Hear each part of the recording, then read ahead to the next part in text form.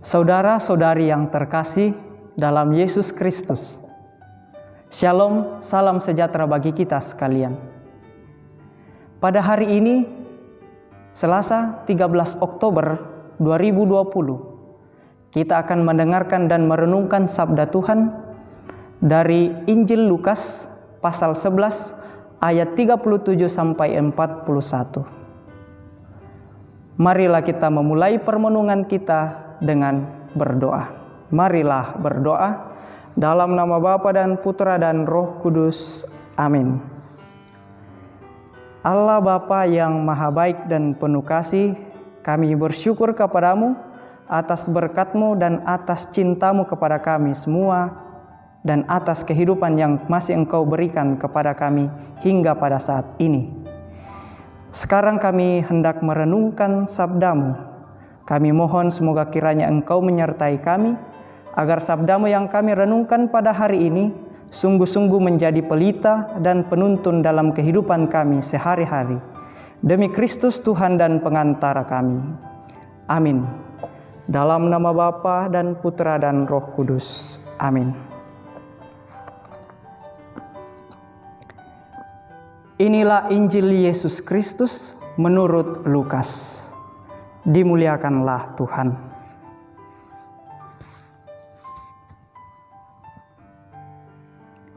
Ketika Yesus selesai mengajar, seorang Farisi mengundang Dia untuk makan di rumahnya. Maka masuklah ia ke dalam rumah itu lalu duduk makan. Orang Farisi itu melihat hal itu dan ia heran karena Yesus tidak mencuci tangannya sebelum makan.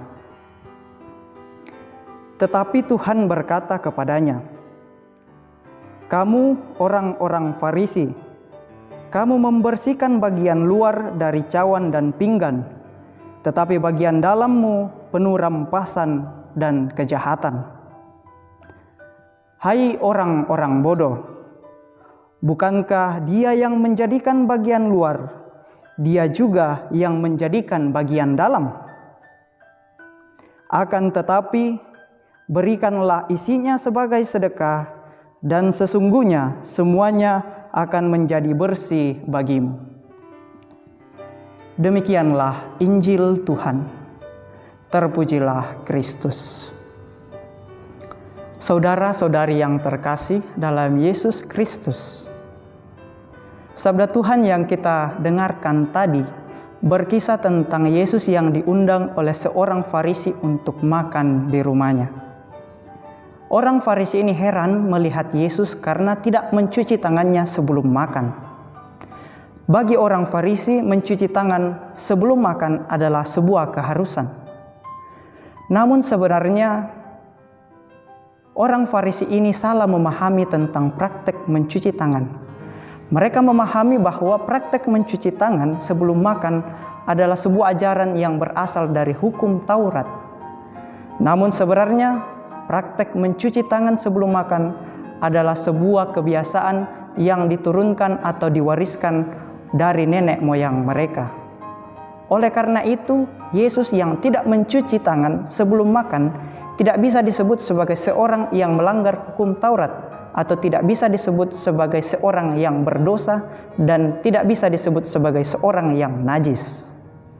Yesus yang mengetahui dan menyadari bahwa ia sedang diperhatikan oleh si tuan rumah karena tidak mencuci tangan sebelum makan, maka Yesus berkata kepada orang tersebut, "Kamu orang-orang Farisi, kamu membersihkan bagian luar dari cawan dan pinggan, tetapi bagian dalammu penuh rampasan dan kejahatan."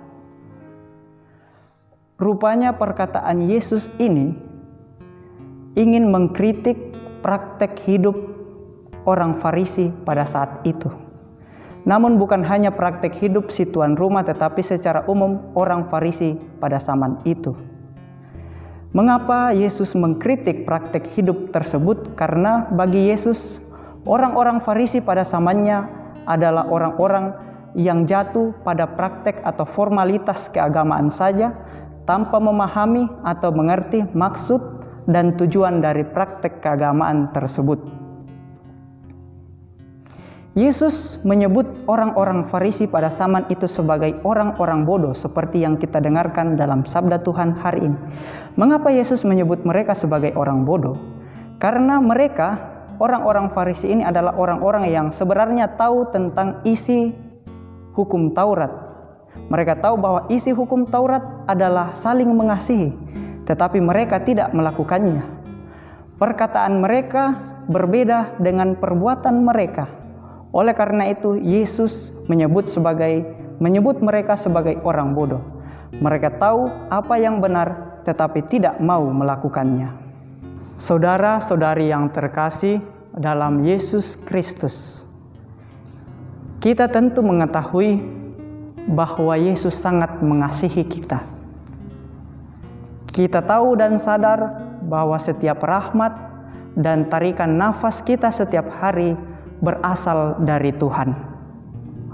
Oleh karena itu, Yesus bersabda kepada kita, "Inilah perintahku kepadamu, yakni supaya kamu saling mengasihi seperti aku telah mengasihi kamu." Kita sadar bahwa kita sangat dikasihi oleh Tuhan. Oleh karena itu, Yesus pun ingin agar kita mengasihi sesama. Oleh karena itu, Yesus dalam bacaan hari ini berkata, "Berikanlah isinya sebagai sedekah, dan sesungguhnya semuanya akan menjadi bersih bagimu." Yesus ingin agar kita melakukan tindakan kasih kepada sesama kita, secara khusus berbuat kasih kepada mereka yang menderita, mereka yang sakit, mereka yang sangat membutuhkan perhatian dari kita sesamanya. Oleh karena itu, bacaan hari ini mengajak kita untuk menjadi penyalur rahmat, penyalur kasih bagi sesama. Yesus memanggil kita untuk menjadi orang-orang yang mau berbagi berkat dengan sesama. Mengapa? Karena kita sudah dikasihi terlebih dahulu oleh Yesus.